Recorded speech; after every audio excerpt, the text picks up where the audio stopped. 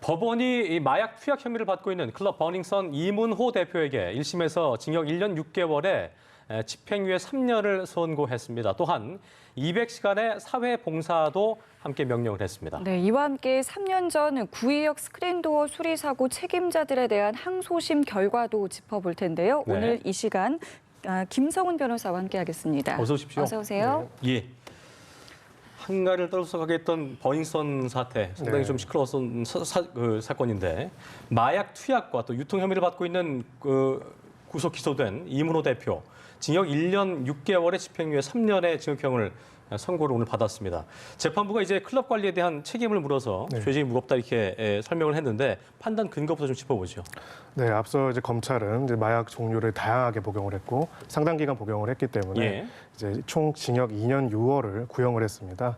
그리고 이제 이문호 씨는 뭐 선처를 바라고 모든 혐의 사실을 인정하고 반성하고 있다고 했죠. 초기 수사 단계에서는 혐의 사실을 부인했었습니다. 적극적으로요. 하지만 지금은 인정하고 반성한다고 했고 재판부는 이제 이문호 씨가 클럽에 관리할 책임이 있는 사람으로서 이런 마약류나 이런 부분들에 대해서 관리할 의무가 있는 사람이 오히려 투약했다는 점에서 비난 가능성이 높지만은 지금 선처를 탄원하고 있고 모든 범죄 사실을 인정하고 있고 무엇보다 동정 전과가 없다라는 이유를 들어가지고 지금 말씀하신 그 형을 선고하게 된 것입니다. 그래서 징역 1년 6개월에 집행유예 3년형을 선고하게 된 것이고요. 그래서 이 부분에 대해서는 사실 좀 이 버닝썬 사태라고 불려질 정도로 굉장히 사회적으로 논란이 되지 않았습니까? 그럼에도 불구하고 기소된 내용이나 형이 과연 적절한지에 대해서 상당한 비판이 따를 수도 있는 그런 사안이라고 생각합니다. 그렇죠? 예, 그렇습니다. 말씀해 주신 것처럼 검찰은 징역 2년 6개월을 구형을 했습니다. 당시의 내용을 보면 마약의 종류가 매우 다양하다, 양도 적지 않다라면서 이제 상습성에 대한 부분도 좀 강조를 한 것 같은데 이 부분은 전혀 그러면은 혜택이 되지 않은 거군요.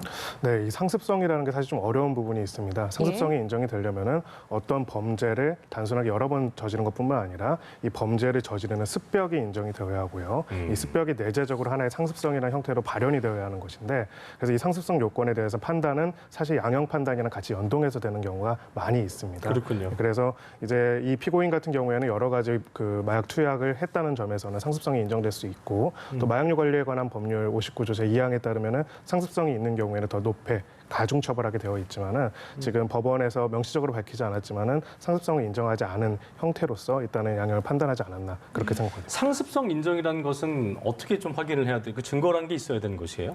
습벽이라는 것이. 가장 이제 저희들이 예상하기 쉬운 것들이 이제 절도, 상습 절도 같은 경우거든요. 이제 절도를 여러 번 수십 차례 반복을 하거나 과거에 했던 부분들도 있고요. 꼭 그것이 전과나 누범 형태는 아니더라 하더라도 이제 좀 모호한 규정이 있습니다. 그래서 사실 형법학계에서도 이 상습성이라는 요건이 법관에 의해서 얼마든지 자의적으로 해석될 수 있다는 점에서 비판들이 있는 상황입니다. 재판부가 이제 범행을 반성하고 있고 또 초범이라는 점을 참작한 것으로 보이는데 아까 말씀하셨던 것처럼 뭐 전문가가 보실 때 집행유예가 좀 가벼운 처벌이 아니냐는 그 비판이 있던데 이거는 어떻게 좀 개인적으로 생각하세요? 일단은 조금 더 근본적인 원인을 봐야 할 것 같습니다. 이 버닝썬 사태에서 촉발된 여러 가지 문제점들이 있었죠. 정말 많았죠. 단순하게 마약 문제만은 아니었습니다. 그래서 이제 많은 사회적 비난이 가해졌는데 이제 이미 이문호 씨는 25일 보석으로 풀려나서 이제 자유의 몸이 된 상태로 이제 재판을 받았던 거고요.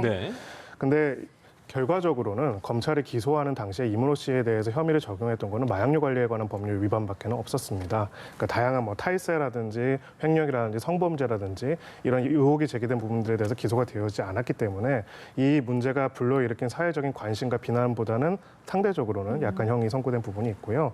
또한 실무적으로는 일반적으로 이제 구속된 상태에서 재판을 받는 경우에 이제 1심 선고를 앞두고 판사 입장에서는 어느 정도는 이제 수감 생활을 통해서 이제 처벌과 그리고 반성의 기회가 주어졌다는 점을 양형에서 고려를 하는 경우도 있습니다. 그래서 이런 점들이 종합적으로 반영이 돼서 내려진 선고가 아닌가 그렇게 생각합니다.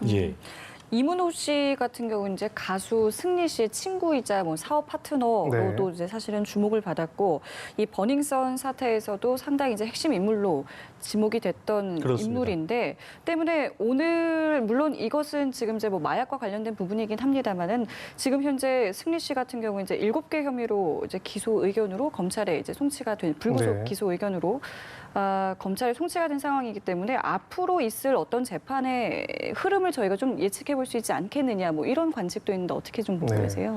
만약에 그 승리 씨의 혐의 중에서 버닝썬과 관련된 부분들에 대해서는 이번 재판의 결과들이 영향을 미칠 겁니다. 이문호 씨 같은 경우에는 버닝썬의 대표 명시상부한 대표였기 때문에 관련돼서 그 연관을 미치겠지만 내용을 보면 이제 승리 씨의 혐의로 기소된 내용들 중에 상당수는 사실은 버닝썬과는 관련이 없는 부분들이 많이 있습니다. 그런 부분이 있기 때문에 이제 형이 다르게 선고될 가능성이 높고요. 지금 무엇보다도 이제 사실 인정에 대해서 굉장히 많이 다툼이 있는 것으로 알고 있습니다. 승리 씨 경우에는.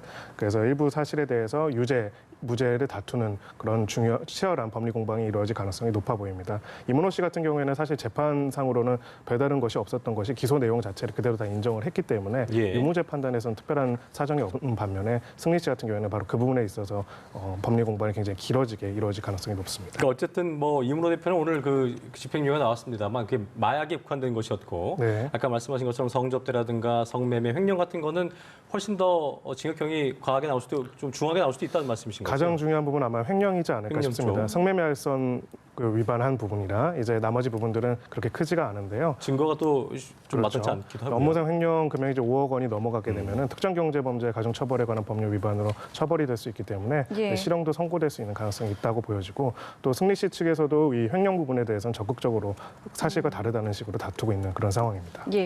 자, 이번에는 저희 다음 주제인데요. 지하철 구의역에서 사망한 김군 사건 아마 많은 분들이 기억을 하실 겁니다. 그렇습니다. 오늘 사고 책임자들에 대한 항소심 선고가 열렸는데 먼저 선고 결과부터 들어볼까요?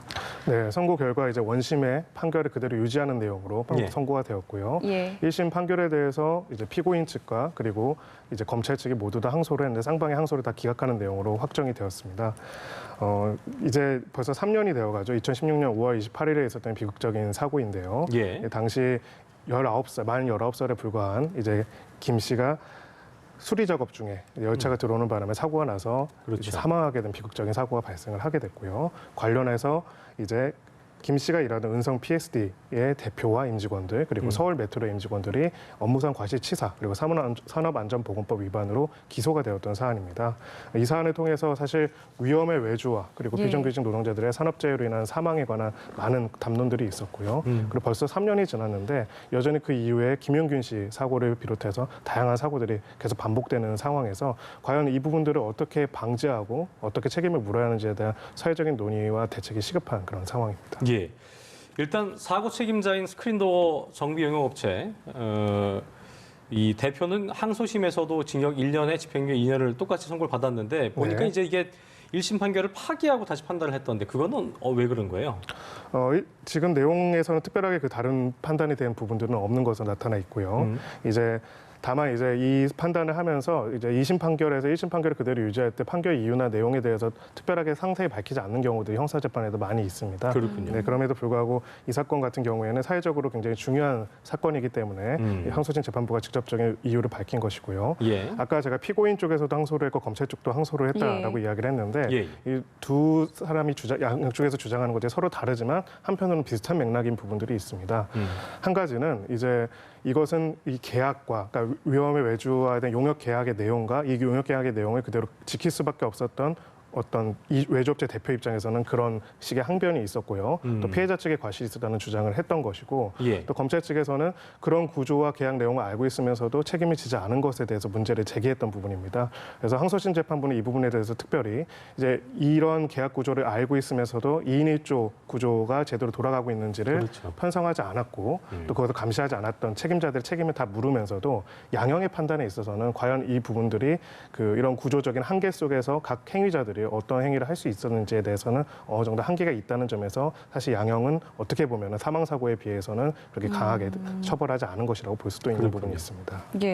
이 법원이 아까 말씀하신 것처럼 피고인들과 검찰의 항소를 기각한 이 부분에 대해서도 좀 짚어보고 싶은 게 보통 어떤 경우에 기각 판결이라는 게 이루어지는 건가요? 네, 항소라는 거는 원심 판결이 잘못됐다는 이유로 사실혼이나 법리 오해로 인해서 취소되어야 한다는 취지로 이제 상급시 법원에 다시 판결을 구하는 것입니다. 피고인들은 보통 이제 형사재판 같은 경우에는 유죄 판단이 잘못됐다라고 주장을 하고요. 또는 양형 부당이라고 해서 양형이 너무 과중하다고 하고요.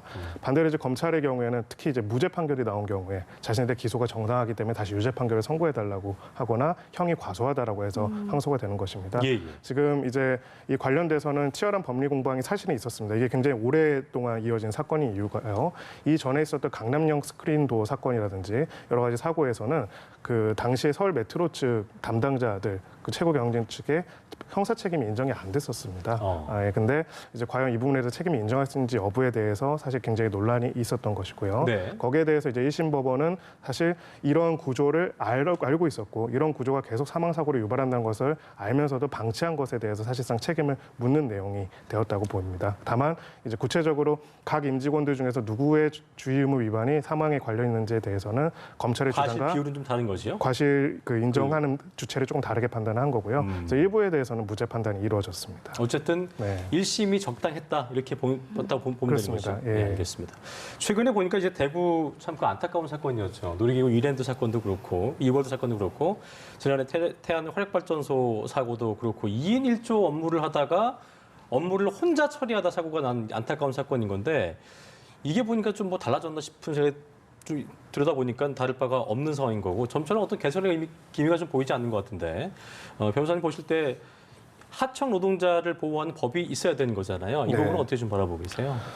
정말 안타까운 것이 1994년부터 2016년까지 23년 동안 저희가 OECD 경제개발협력기구에서 산업재해 사망률 1위라는 불명예를 계속 안고 있었습니다. 안타깝네요. 단 2회를 제외하고는요. 예. 그리고 비정규 노동자들의 산업재해 사망률은 정규직 노동자의 6배에 달합니다. 예. 이런 문제들이 계속 발생을 했고요. 이 근본적인 원인은 구조에 있다고 생각을 합니다. 이익을 위해서라면은 노동자들의 생명을 비용으로 취급하는 그런 태도들이 있고요.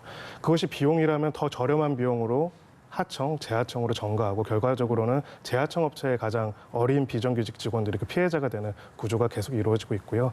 지금도 연간 약 2,000명 정도가 산업재해로 사망을 하고 있는 상황입니다. 이제 최근에 이제 김용균법이라고 해서요. 산업안전보건법이 개정이 됐습니다.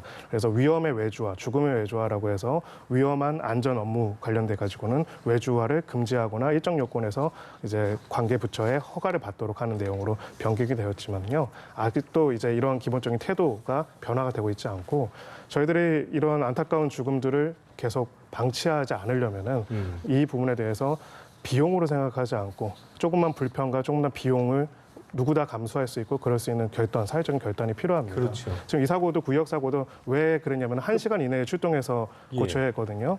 사실은 좀 불편하더라도 열차가 더 지연되더라도 좀 더 시간을 줘서 안전하게 할 수 있었으면 된 네. 것입니다. 그래서 우리 모두가 불편과 그리고 비용을 감수할 수 있어야지만 이런 생명들을 지킬 수 있지 않을까 그렇게 생각합니다. 그렇습니다. 예.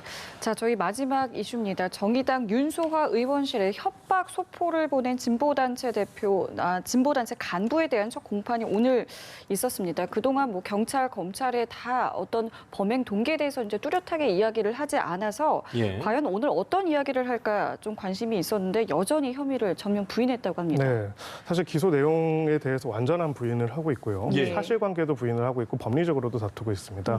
그런 소포 자체를 보낸 사실이 없다라고 하고 있고요. 그러니까요. 보낸 적이 없다 보니까 누가 당연히 보낸 걸까요? 그러니까요. 예. 이게 범행 동기도 다투고 있는데 그렇죠. 지금 앞으로 재판에 관해서는 이 변호인 쪽에서 밝힌 의견은 위법 수집 증거 배제 원칙이라는 것이 있습니다. 지금 CCTV 관련돼서 증거가 위법하게 수집됐다는 이유로 법리상 다투려고 하고 있고요. 공소 사실이 특정되지 않았다는 이유로 또 다투려고 하고 있습니다. 그래서 법리적인 주장뿐만 아니라 유무죄 자체에 대해서 다투는 좀 치열한 공방이 이루어질 것으로 보입니다. 저 CCTV 지금 화면도 나오고 있는 상황인 건데 이 대진여 측 회원 20여 명이 기자회견을 갖고 적폐 청산에 앞장서는 정의당 의원을 협박했다는 게 당초에 범행 동기에 성립하지 않는다 이렇게 반발을 하고 있는 건데요. 그러니까 어쨌든 이건 말이 안 되는 것이고 표적 수사라고 주장을 하고 있는 건데 재판부가 향후에 일단은 소포는 배달됐기 때문에 어떤 네. 부분을 좀 중점적으로 들여다봐야 될까요?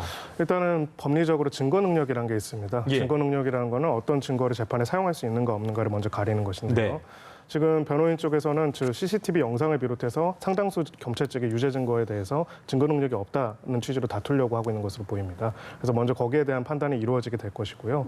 증거 능력이 있다라고 한다면 해당 증거에서 사실 객관적인 내용들이 어느 정도 명백하게 있다면은 당연히 유죄 판단이 내려질 것으로 보여집니다. 결국은 검찰에서는 유죄의 입증 책임이 있기 때문에 검찰의 유죄 입증 책임이 된 증거들을 판단하는 과정으로 진행될 것입니다. 예.